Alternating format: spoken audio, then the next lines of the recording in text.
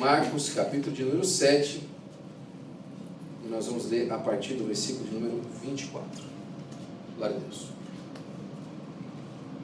Glória a Jesus. Quantos querem a palavra de Deus para o seu coração, digam amém. Amém. Glória a Deus. O Senhor colocou essa palavra no meu coração há alguns dias para nós meditarmos um pouquinho sobre na autoridade do nome de Jesus e naquilo que Ele representa para nós e para a nossa vida, não é? Por diversas vezes nós olhamos os evangelhos e percebemos a pessoa de Jesus e o trabalho da obra de Jesus enquanto no seu ministério terreno.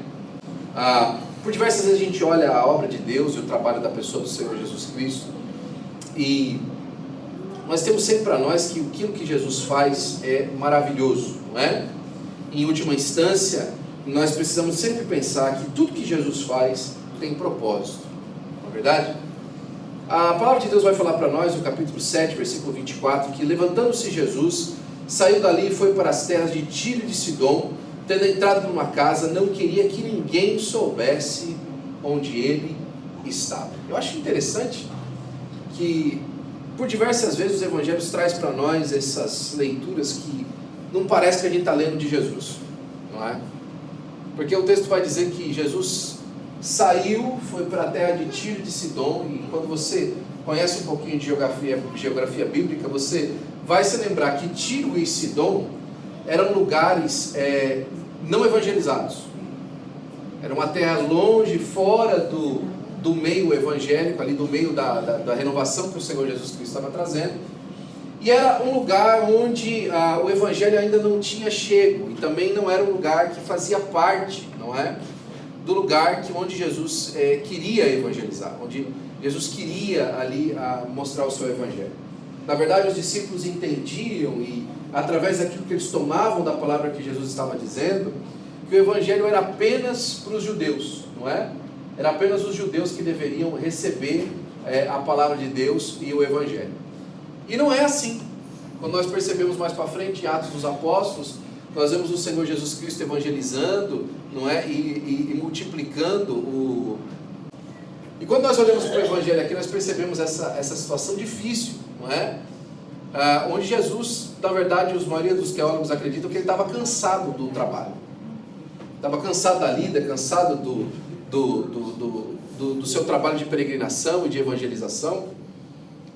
E ele chega até esse momento, onde ele se retira para Tiro e Sidom. E ele vai para esse lugar justamente porque era um lugar onde a sua fama, até então, na percepção dos discípulos, não havia chegado até lá, não é?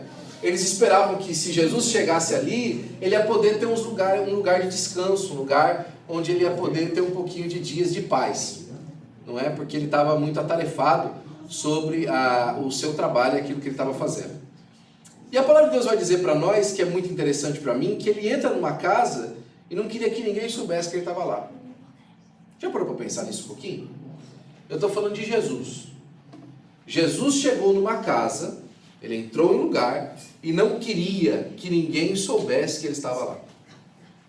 Deus falou assim: eu quero paz, eu quero descanso. Eu não quero essa semana falar com ninguém, eu não quero essa semana curar ninguém, eu não quero essa semana conversar com ninguém que está com problema, eu quero descansar. Jesus entrou numa casa e ele não queria que ninguém soubesse que ele estava lá. Pare daí, 10 segundos para você pensar nisso. Na sua humanidade, no trabalho de Jesus como homem, porque Jesus foi 100% homem e 100% Deus. Na sua vida humana, ele chegou a um momento que ele falou assim: eu preciso descansar. Eu preciso que ninguém me encontre aqui hoje. Eu preciso de sentar em um lugar e passar um tempo sem ninguém vir trazer problema para mim. Jesus, não é? Queria que ninguém soubesse que ele estava lá. Mas a continuação do mesmo versículo de número 24 vai dizer: no entanto, não pôde ocultar-se. Jesus não queria que ninguém soubesse que ele está lá, mas não deu para ele ficar escondido. E aqui eu quero abrir o primeiro parênteses para você.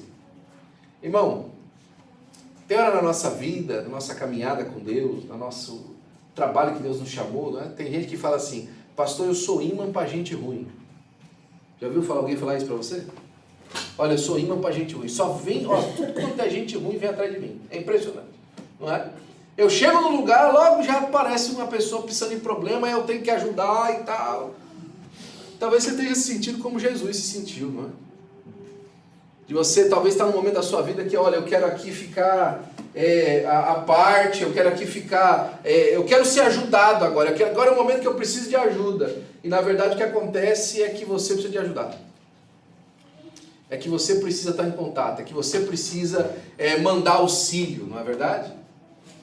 E nesse momento que nós vemos aqui dos evangelhos, ele não conseguiu ocultar-se.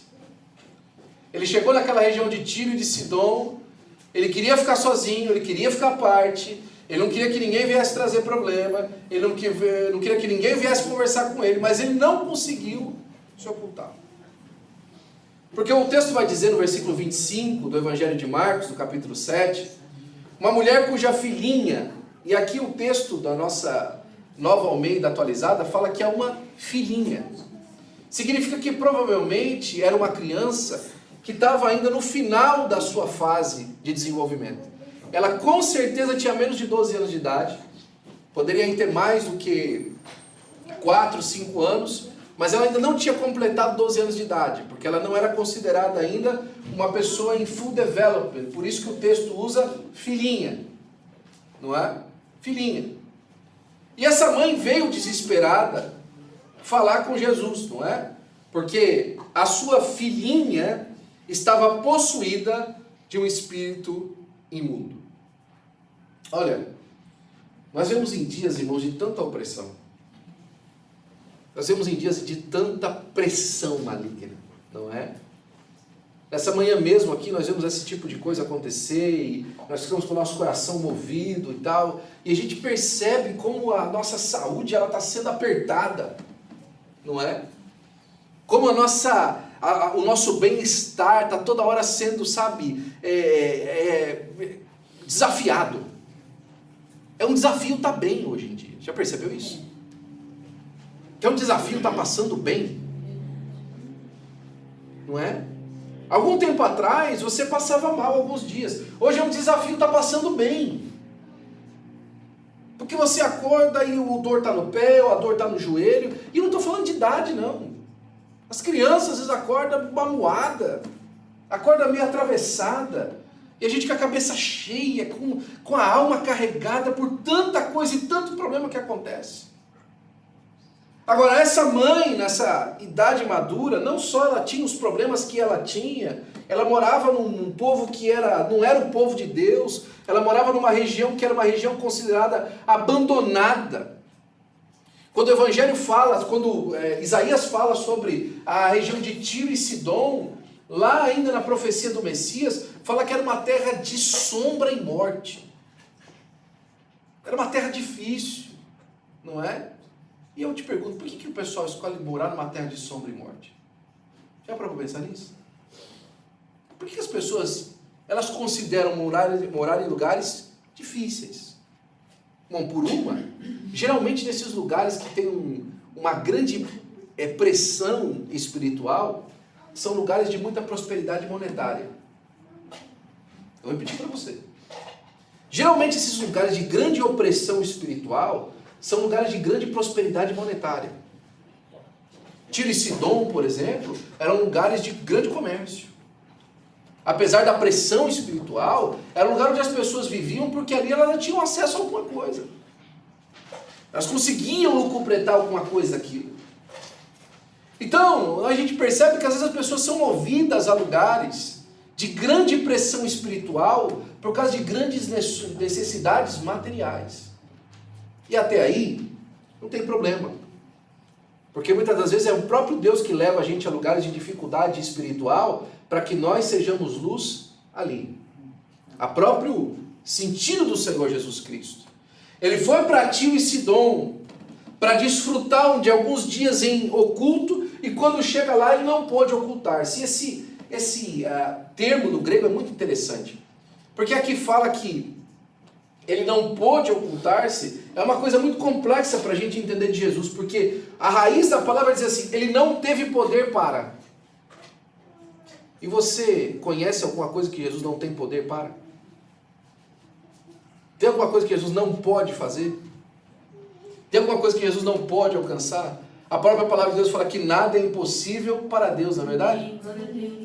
Mas tem um texto em Hebreus que fala para a gente da impossibilidade, alguma impossibilidade de Deus. Porque a palavra de Deus fala assim, que se nós o negarmos, Ele nos negará. Não é? Mas ele fala assim, mas no entanto, se vocês forem infiéis, Ele permanece sendo fiel. Por quê? Não pode negar-se a si mesmo. Tem uma coisa em Jesus, irmãos, que é extraordinária. Ele não consegue agir contra a sua natureza. Sabe por que Jesus não podia ocultar-se? Porque está escondido da sua glória, era ir contra a sua natureza. Deixa eu falar uma coisa para você. Sabe por que você continua recebendo tanta gente vindo atrás de você pedindo ajuda? Porque faz parte da natureza que Deus te deu. Deus te fez assim, para você abençoar as pessoas. Deus te chamou para isso, para você ser uma pessoa que doa, para você ser uma pessoa que sobeja, que transborda. Ainda que seja difícil, ainda que seja penoso, ainda que seja no seu dia de descanso, Deus te levantou do lugar onde te levantou, para que você seja uma pessoa abençoadora, para a glória do nome do Senhor Jesus Cristo. E aí chega Jesus, essa mulher com essa filhinha, não é? Que estava possuída de um espírito imundo, e ela logo ouviu falar a respeito de Jesus. Essa palavra logo aqui, ela significa depressa, que ela conseguiu essa informação de um curto espaço de tempo. E por que ela é importante, essa palavra? Que logo ela conseguiu. Porque logo ela teve acesso a isso. Que logo ela alcançou esse conhecimento. Eu te explico por quê. Porque diz respeito que ela foi procurar ajuda. E aqui está uma grande chave para a nossa vida. Sabe por que às vezes a gente passa muito tempo sofrendo com um problema? É porque a gente não procura ajuda. Não é? Porque a gente não procura a solução. A gente se acostuma a estar com mazela. Aliás, muitas vezes, nós nos debruçamos nas nossas mazelas. A gente sente conforto em ter um problema. A gente sente conforto em ter uma condição. Pelo menos essa condição me impede de eu prosseguir à frente. Eu já fico por aqui mesmo, assim eu não me envolvo mais. Não é? A gente usa, às vezes, a nossa situação. Por exemplo, minha senhora Cirofenícia, vamos puxar das mulheres? Não posso. Por quê? Porque eu tenho uma filha endemoniada, eu não vou poder ir. Minha irmã, vamos fazer o seguinte, vamos trabalhar junto com a gente da igreja nesse departamento? Não posso, pastor. Por quê? Porque eu tenho uma filha endemoniada, eu não posso ir. Vamos fazer o seguinte, então... Vamos cantar junto com as irmãs? Não posso, pastor. Por quê? Porque eu tenho uma filha endemoniada, eu não posso ir. E por diversas vezes a gente usa as mazelas da nossa vida como um bloqueio para o acesso da bênção. Mas a palavra de Deus diz que logo ela ouviu falar de Jesus. E ela falou assim, aqui tem solução para mim. Logo ela ouviu falar de Jesus e falou assim, essa situação aqui pode mudar. Não é? Se eu for atrás da solução que Jesus há, e que há em Jesus, ela pode mudar. Outra coisa que é interessante sobre o fato dela falar isso, é que ela entendeu que se Jesus pudesse curar a filha dela, pudesse expulsar o demônio da filha dela, pudesse restaurar a vida da filha dela, aquilo poderia ser suficiente para a sua vida. E aí ela vai, não é? Versículo de número 26. Aí Marcos vai fazer uma coisa interessante, ele vai dizer o seguinte para nós, e é interessante que Marcos escreve isso, porque a maioria dos historiadores concordam que Marcos recebeu o seu evangelho das mãos de Pedro. Foi Pedro que ensinou para Marcos as coisas que aconteceram com Jesus. É interessante isso. Então quando Marcos conta a história da mulher Cirofenícia, é emblemático. Por quê? Porque quando você vai para o capítulo 10 de Atos, você vai perceber que Pedro, não é? Pedro teve uma certa dificuldade em pregar o evangelho para os gentios, lembra?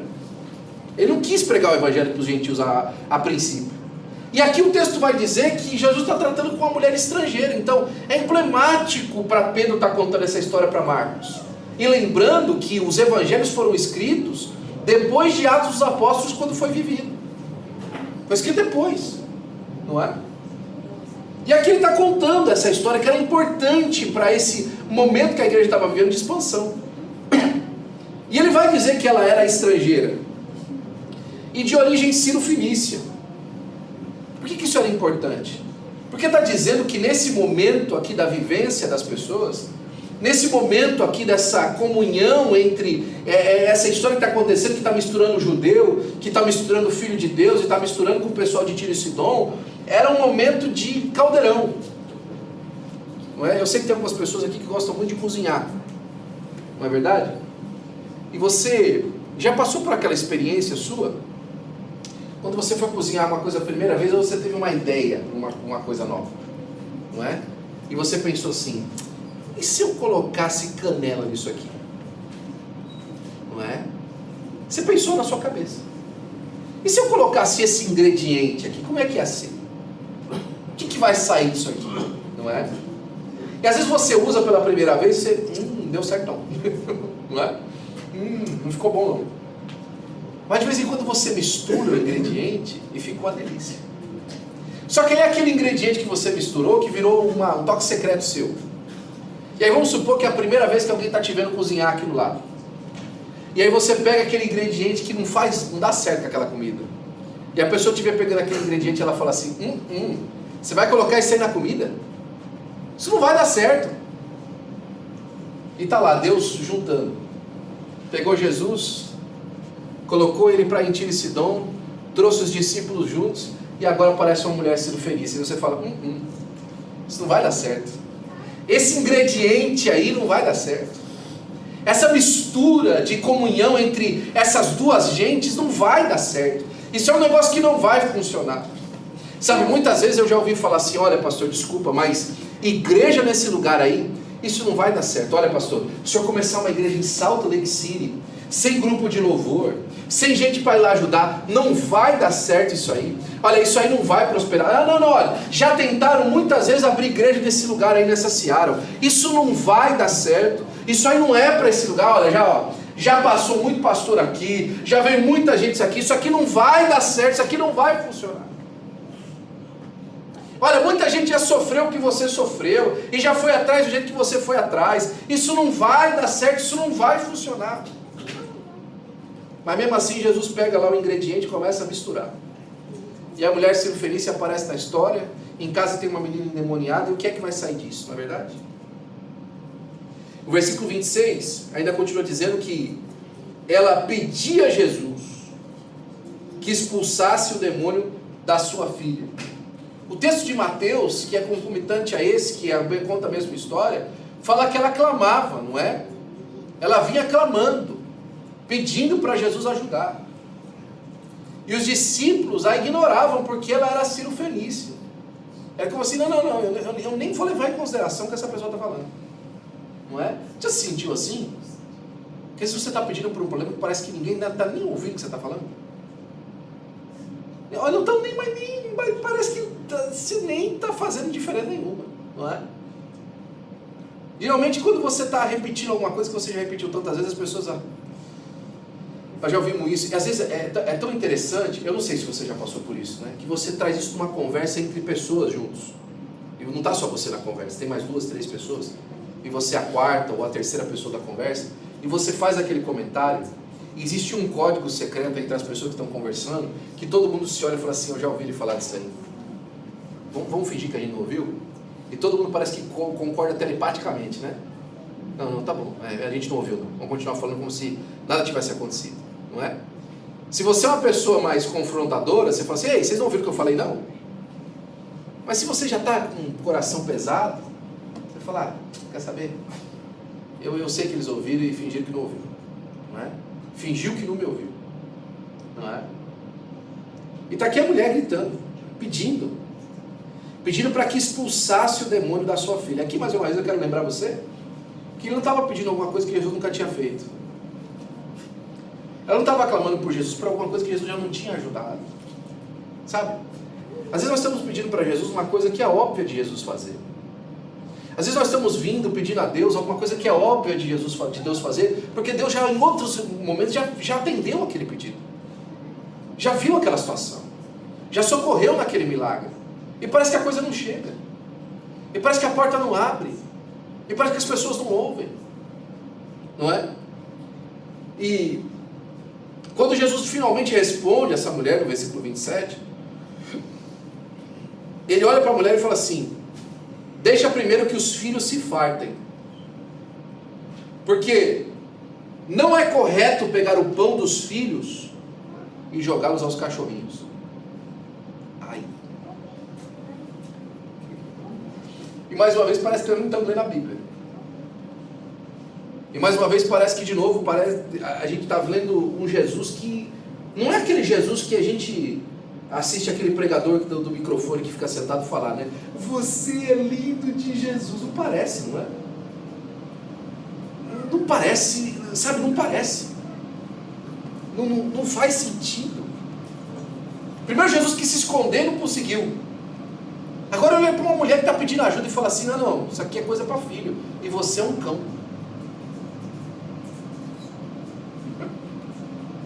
Como é que é? Olha, deixa os filhos comerem da mesa primeiro. Eu vim aqui para as ovelhas perdidas da casa de Israel, não para você. Olha, você não tem nada a ver com o projeto que eu vim fazer. Já pensou ouvir isso de Deus? A sua vida não tem a ver com o projeto que eu vim fazer. Se a pessoa já está mal, não é? Se a pessoa já está ruim, não é? Você não tem o perfil. Eu já ouvi isso. Olha, você não tem o perfil. Não é você que a gente está procurando. Você não faz parte. Não é para você. Isso aqui, ó, tá vendo essa mesa preparada aqui bonita? Isso aqui não é para você. Isso aqui é para outra pessoa comer. Isso aqui não é para você desfrutar. E aí uma mãe ouvindo sobre o pedido que ela fez, que nem era para ela, era sobre sua filha. Olha, deixa que os filhos se fartem, porque não é correto pegar o pão dos filhos e jogá-los aos cães, aos cachorrinhos. É verdade que a palavra para cão no hebraico antigo era goim. E a palavra goim é a mesma palavra para cachorro. Então, chamar alguém de cão na linguagem hebraica era chamar alguém de gentil. O gentil, a palavra para gentil, na língua hebraica era a mesma palavra para cachorro, para cão. Não é? E olha, não é correto tirar o pão dos filhos e dar para os gentios, dar para os cães. Isso era muito pesado, mas muito pesado ouvir. Não é? Era muito difícil para essa mulher ouvir isso. O que você faria se você tivesse ouvido um negócio desse? Não é? Eu lembro do programa do Raul Gil: pegue o seu banquinho e saia de mansinho, não é? Saia de fininho, não é? Mas não, você está doido. Né? Ei, eu tenho senso de ridículo, não é? Eu vou ver o que ouvir um negócio desse profeta, que nem daqui é, e desses 11 homens que estão com ele, que todo mundo aí com cara de melhor do que eu. Olha a condição da mulher. Ela já era mulher, ou seja, significava que a vida dela valia menos, ok? A pessoa dela valia menos, ela como mulher valia menos. Mas ela não era só mulher, porque ela não era hebraica, ela ainda era uma mulher gentílica, então ela valia ainda menos. A vida dela era mais ou menos um quarto da vida de um homem, de um homem hebreu. Então ela já estava se sentindo completamente. Aí ela ouve um negócio desse, do profeta que me disseram, eu ouvi falar desse homem. O que você faria? Seja sincero com você. Né? Eu falei: não, tá doida, você tá doida, eu vou embora daqui. Cadê um buraco para mim entrar dentro e sumir desse lugar? Não é? Mas o texto do capítulo 28 vai dizer o seguinte: a mulher respondeu para ele. Você conhece o texto? E a mulher respondeu para ele começando com uma palavra muito importante. Ela falou assim: Senhor. Ela não falou assim: ô moço. Não. Ela não falou assim: ô profeta. Também não. Ela não falou assim: ô psiô, ei, fulano.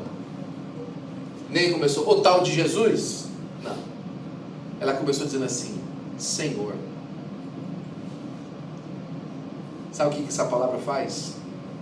Essa palavra descortina a essência de quem Jesus é.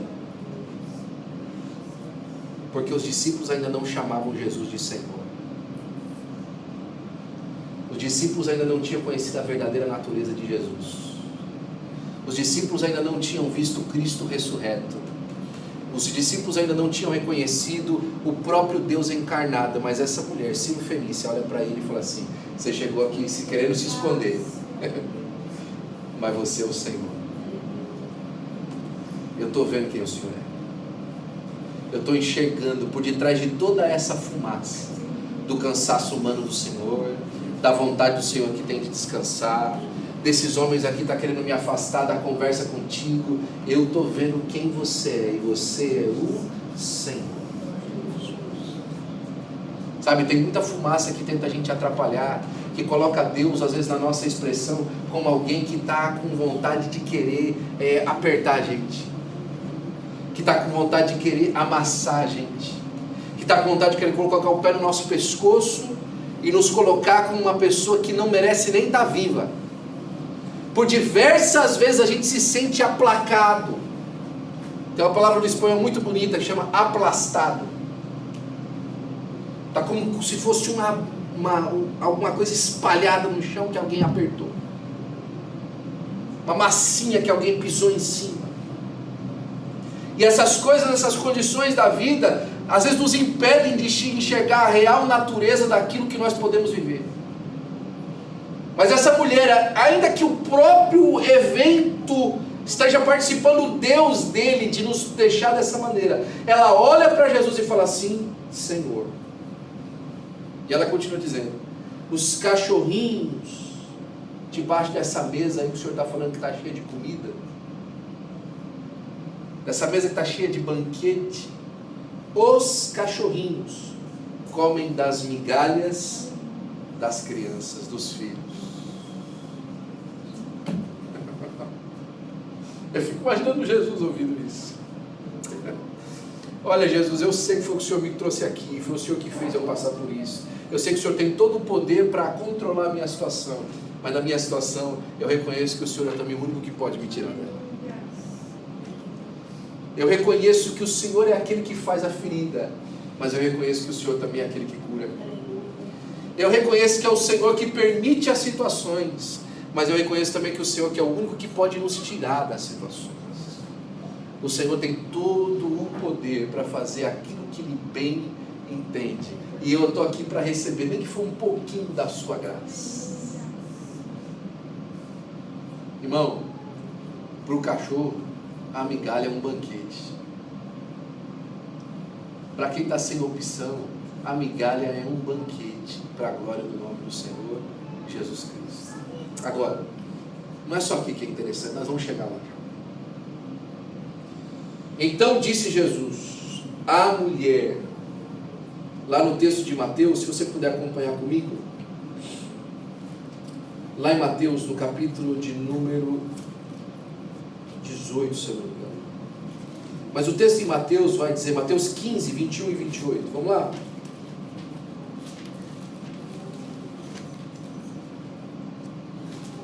Mateus 15, 21 a 28. Versículo de número 28. Está Jesus dizendo assim: mulher, que grande fé que você tem. Eu não sei você, mas eu só encontrei na Bíblia 2 vezes, talvez 3, que Jesus ficou impressionado com alguém. Eu estou falando de Jesus. Lembra que no começo eu falei que ele queria se esconder, que ele não queria aparecer? Agora Jesus está surpreso com alguém. Mulher, grande é a tua fé. Você já pensou para Jesus falar que a fé da mulher é grande? Você já parou para pensar um pouquinho nisso? Estou falando de Jesus, que conheceu Abraão, que conheceu Isaac, que conheceu Moisés, que conheceu os patriarcas da Bíblia, que conheceu Davi. Olhar para essa mulher e falar assim: mulher, a sua fé é grande, hein? Olha, eu já vi fé, mas a fé igual a sua é uma fé grande.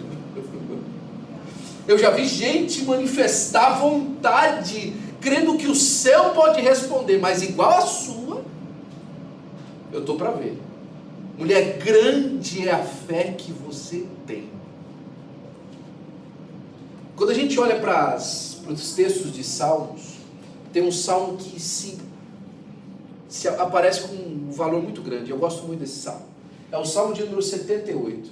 Eu costumo chamar o salmo 78 como a epopeia de Israel.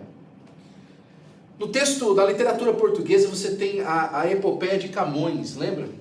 Que é um texto que conta a história pelo mar e a luta do povo desbravador pelo mar para encontrar as terras escondidas, etc. É muito conhecida essa epopeia de Camões. Poucas literaturas na história da humanidade têm essa conotação de epopeia, de contar a história de um povo através de uma literatura poética. E o Salmo 78 ele tem essa epopeia de Israel. E um certo versículo desse salmo fala assim: e comeram do pão dos anjos, das migalhas que caíam da mesa de Deus. Só que esse é um texto judaico, israelita, que conta uma pequena parcela em um momento da história do povo, para fazer uma conexão do que aquilo que significava o maná. O poeta do Salmo 78 está chamando o maná de migalhas que caíam da mesa dos poderosos do céu. Essa mulher entendeu. Ela falou assim: eu estou lembrado também que os cachorrinhos, e ela está fazendo menção da história de Israel no deserto, comeram da migalha que caíam da mesa dos filhos. Isso aqui já aconteceu antes. E quando Jesus ouve que essa mulher entendeu a história de que por causa do nosso pecado, do afastamento que nós estamos de Deus, tudo que nós tivemos na história da humanidade, ainda do tempo dos profetas, da lei, foi um acesso mínimo à glória de Deus. Ela falou assim: essa mulher entendeu. E ela sabe que o momento que ela está vivendo agora é diferente. Deixa eu falar uma coisa para você. Olha, se você entender que o acesso que você tem a Deus é maior que o acesso que você tem tudo na sua vida, hoje pode ser o último dia que você sofreu com isso. Hoje pode ser o último dia que você pediu a Deus a respeito disso. Se você conseguir arrebentar os problemas que a sua incredulidade te coloca, inclusive problemas que às vezes parece que o próprio Deus se coloca na frente, para que você não consiga entender, se você conseguir romper todo esse mundo de fumaça que aparece na sua frente, hoje pode ser o dia final da sua expectativa de receber alguma coisa libertador da parte de Deus, para a glória do nome de Jesus. Mulher, grande é a tua fé. Sabe o que vai acontecer? Que seja feito, olha essa palavra aqui, que seja feito como você quer. Você ouviu o que eu falei? Ela chegou para Jesus e falou assim: Jesus, eu queria que o Senhor expulsasse o demônio da minha filha porque ela está endemoniada. Não vou fazer. Esse tipo de coisa é coisa só para Israel. Para você que é cão, para você que é gentil, você não tem. Mas a gente come nas migalhas que cai da mão dos filhos, cai da mesa dos filhos, não é? Ah, mulher, sua fé é tão grande que é o seguinte: você conseguiu irromper e você conseguiu fazer com que a vontade de Deus seja igual à sua. Você entendeu o que eu falei? Glória a Deus. Que a vontade de Deus seja igual a dela. Ela conseguiu convencer Jesus de fazer aquilo lá era bom. Ah, pastor, mas peraí, isso aí está interferindo na soberania de Deus. Não é isso que eu estou falando. O que eu estou falando para você é lembrar da história de Ana. Lembra da história de Ana? Ana era estéril, ela não podia ter filhos. Quem fez Ana estéril? Deus não tem todo o poder sobre a vida de alguém? Sim. A mulher era estéril porque Deus queria que a mulher fosse estéril. Ela permanecia estéril porque ela orava toda vez. Até um dia que ela fez um voto. Qual foi o voto que ela fez? Senhor, se eu te der essa criança? Ah, meu filho, o filho é teu. Acabou. Tudo que a gente precisava é o seguinte: eu estou precisando de um profeta. E você está precisando de um filho. Vamos fazer o seguinte, vamos fazer um negócio? Você me dá esse filho, você me dá o profeta e eu te dou o filho. Acabou, beleza. Fizemos um negócio aqui. Que negócio bom que nós fizemos aqui hoje. Não é? Sabe o que aconteceu com Ana depois? Muita gente não lembra disso. Mas Ana, depois de Samuel, teve mais 5 filhos. Porque Deus não fica devendo nada para ninguém. Aqui o texto está dizendo que por conta da fé da mulher, Deus falou assim para ela: estou convencido do que você quer fazer. Estou convencido de abrir mão disso aqui que eu tinha dito que era só para os filhos. Vai ser feito como você quer. Estou convencido que o seu lugar a meu respeito está no lugar certo. Você mostrou que a sua fé está no lugar certo. Lembra de Abraão? Que Abraão levantou o cutelo para matar o próprio filho e Deus falou assim: para, não precisa de fazer mais. Por quê? Porque você já me mostrou que você tem fé. O que a mulher conseguiu é mais uma vez alcançar a fé dos grandes homens de Deus da história e mostrar para Deus que tem gente que acredita que Deus ainda é poderoso para fazer alguma coisa. E Deus falou assim: então hoje não é tempo de milagre, mas por causa da sua fé vai ter milagre. Hoje não é dia de fazer coisa extraordinária, mas por causa da sua fé no extraordinário vai acontecer alguma coisa extraordinária. Eu vou mudar o dia. Hoje não era dia para fazer isso, mas porque você veio aqui com esse coração, vai ser dia para fazer isso para a glória do nome de Jesus. O céu está disposto a mudar a agenda. Você está disposto a mudar a sua visão? O céu tem disposição para mudar a agenda que ele tinha. Você está disposto a mudar a sua disposição? Deixa eu falar uma coisa para você. Tem uma palavra para você que Deus colocou no meu coração. Você está vendo essa bagunça que está acontecendo nesse país? Não é? Tem muita gente falando: não, o governo precisa de fazer isso para organizar o país. Ok. Não, isso precisa de acontecer porque aconteceu isso no governo tal, no governo tal. Se alguém se colocar à disposição e fazer o que precisa fazer, Deus muda a agenda do país. Você não acredita nisso? Se alguém se colocar à disposição para fazer o que precisa fazer, Deus muda a agenda do país. Deus muda a agenda. Não é tempo para isso, pastor. Não é tempo para esse tipo de coisa. Não é tempo para grandes exposições. Agora é tempo de andar escondida. A mulher Ciro Filho falou assim: eu ouvi que Jesus está aqui e eu quero falar com ele. E eu quero ver ele porque ele pode curar. Não, mas não é para você. Vai ser hoje, você vai ver só. Você vai ver se eu saio ou não saio com o meu milagre. Por quê? Porque existe disposição para crer que Deus é poderoso para fazer aquilo que Ele pode fazer. Às vezes Deus nem diz que vai fazer, mas Ele é poderoso para fazer, então eu creio que Ele vai fazer. Ele não me falou, mas eu sei que Ele vai fazer. Eu não ouvi Ele dizendo, mas eu sei que Ele é poderoso para fazer, para a glória do nome de Jesus. Nós estamos terminando já. O texto vai dizer no final aqui do capítulo, do versículo 28, e desde aquele momento a filha dela ficou curada. Olha, um instante de fé pode mudar a história de alguém. Um instante de fé pode mudar a história de alguém. Isso aqui é tão extraordinário que o texto vai lembrar o nosso coração que Jesus, depois dessa passagem aqui, a gente não sabe se foi no começo do ministério de Jesus, provavelmente foi no meio, mas Jesus tinha um texto que ele usava bastante no seu sermão, no Sermão do Monte, e era uma parte do texto que ele usava bastante. Ele falava o seguinte: olha, quando você pega uma vela, quando você pega uma candeia, você não coloca ela debaixo da mesa, não é verdade? E nem coloca ela sobre você nem coloca ela sobre debaixo de um cesto. Tinha um cesto que eles usavam para espalhar semente, que eu esqueci o nome agora, mas eu vou lembrar. Você não coloca ela debaixo de um cesto. Você não tapa o candeeiro, a luz. Você não coloca ela debaixo de alguma coisa. Você coloca ela no velador para ela dar luz para toda a casa. Sabe? Por quê? Porque a luz, ela é feita para iluminar. A luz, na verdade, ela surge como um conceito antes de existir como um artefato, não é? É assim que as palavras surgem a propósito, não é?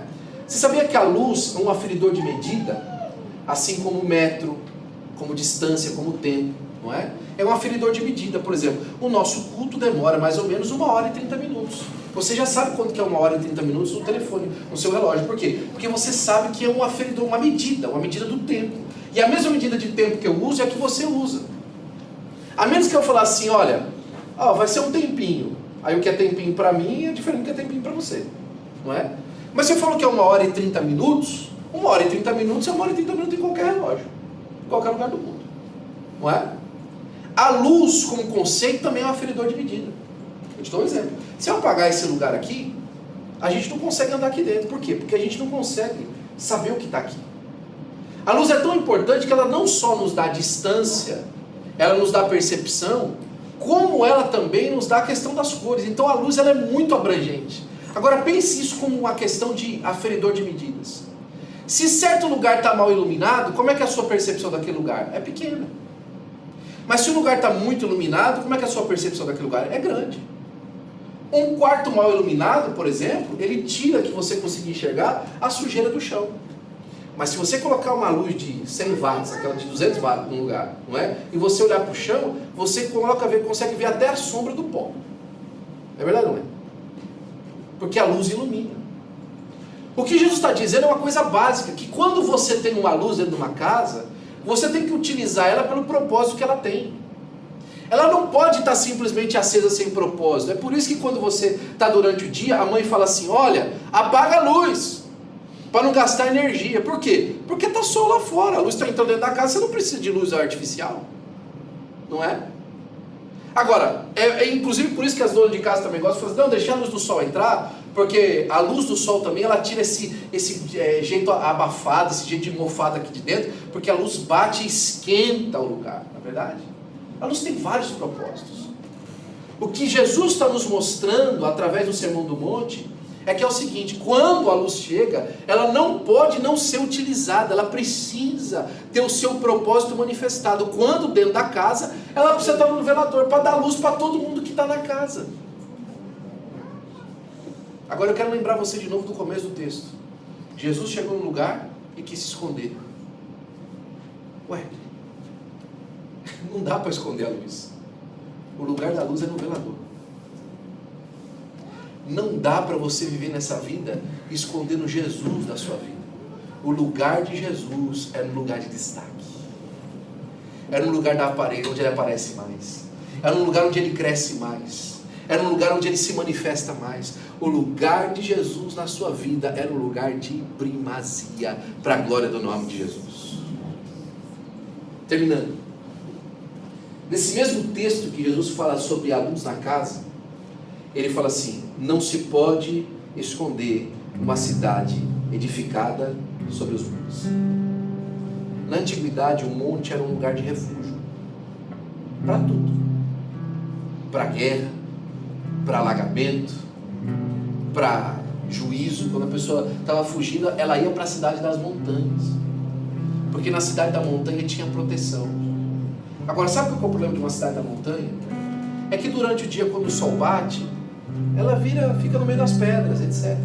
Mas quando vem noite, quando a noite aparece, quando a noite surge, a primeira casa que acendeu uma vela já disse onde a cidade está. A cidade aparece. Não se pode esconder uma cidade edificada sobre os montes.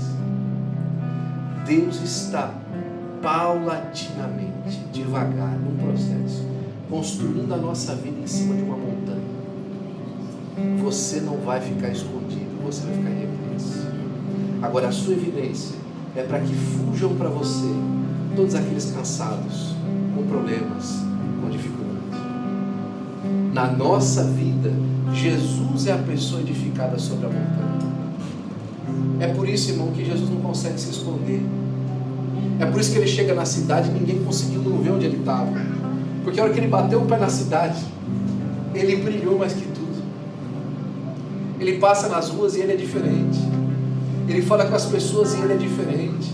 Ele sorri, o sorriso dele é diferente. Ele abraça, o abraço dele é diferente.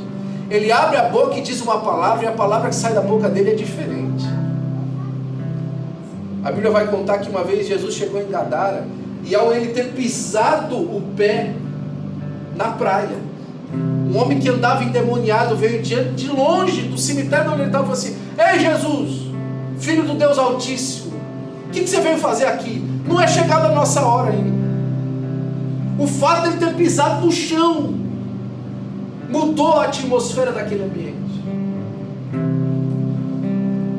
palavra que Deus colocou no meu coração hoje é para orar para você, para dizer o seguinte: Deus está aqui hoje, o Senhor Jesus está aqui.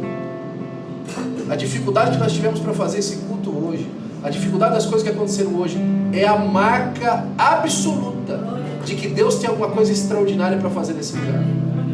Quando eu cheguei hoje aqui às 8h40 da manhã, que eu ajoelhei meus joelhos naquela cadeira, e eu pedi para Deus abençoar o nosso culto, Deus me visitou e falou assim: eu estou fazendo algo extraordinário nesse lugar hoje. Se prepara para alguma coisa extraordinária. Agora, do mesmo jeito que eu ouvi, o inferno ouviu, as hostes espirituais da maldade ouviu, nesse lugar onde a malignidade parece que é no 2.0. Mas o Senhor Jesus está aqui. Se você falar com Ele hoje, se você insistir hoje no seu milagre, se você, que apesar da dificuldade, romper aquilo que te segura no seu lugar e falar: Senhor, me visita hoje, hoje é o último dia que você sofreu aquilo que você sofreu para a glória do nome de Jesus. Fique de pé, por gentileza. Nosso tempo já foi, mas Deus falou com você hoje. Hoje não é migalha, hoje é pão inteiro. O Senhor é o pão vivo que desceu do céu. A mulher estava falando de migalha, mas ela não entendeu. Isso ela não tinha visto. E diante dela estava o pão vivo que desceu do céu. Jesus disse: eu sou o pão vivo que desce do céu. Quem comer desse pão nunca mais terá fome. Você precisa do pão vivo que desceu do céu nessa manhã. Se Deus falou com você e você precisa de um milagre especial da parte de Deus, eu quero orar por você. Vem à frente. O nascer do sol e a esperança, e não há problemas que possam impedir as mãos de Jesus para me ajudar. Haverá um milagre dentro de mim, vem descendo um rio para me dar a vida. Esse rio que manda lá da cruz, ao lado de Jesus. Haverá um milagre dentro de mim, vem descendo o rio pra me dar a vida. Esse rio que manda lá da cruz, ao lado de Jesus. Aquilo que parecia impossível, aquilo que parecia impossível, aquilo que parecia não ter saída, aquilo que parecia ser minha morte, mas Jesus mudou minha sorte. Sou um milagre, estou aqui. Nessa oração nós vamos orar pela irmã Ana também, em nome de Jesus, amém? Bruno, vem fazer essa oração para nós, em nome de Jesus. Eu vou aqui à frente representando a irmã Ana e a família. Senhor, meu Deus, meu Pai, Tu és poderoso, Senhor, e nós te agradecemos, Senhor, meu Deus, porque o Teu Espírito Santo já se move nesse lugar, Pai. Ó Senhor, e nós levantamos, Senhor, todas as nossas necessidades a Ti, Senhor, ao Teu trono, Pai, porque Tu és poderoso, Senhor, meu Deus, para abençoar, Senhor, a Tua igreja, Pai. Senhor, nesse momento, Senhor, ora para a necessidade, Senhor, do Teu filho, Senhor, da Sua filha, Pai amado. E cuida, Senhor, meu Deus. Oh, Pai, essa pessoa, Senhor, meu Deus, tanto, Senhor, meu Deus, que, Senhor, meu Deus, já até procurou, Senhor, na medicina, Senhor, em todos os lugares, Senhor, meu Pai. Mas Tu estás aqui, Senhor, meu Deus, para nos oferecer, Pai, o pão que vem do céu, Senhor, meu Deus, o milagre, Senhor, que é necessário, Pai, o alívio, Senhor, meu Pai, que é, Senhor, duradouro, Senhor, meu Pai, aquilo, Senhor, que o mundo não pode oferecer, Senhor, Tu tens para nós, Senhor, aqui hoje, Senhor, meu Deus.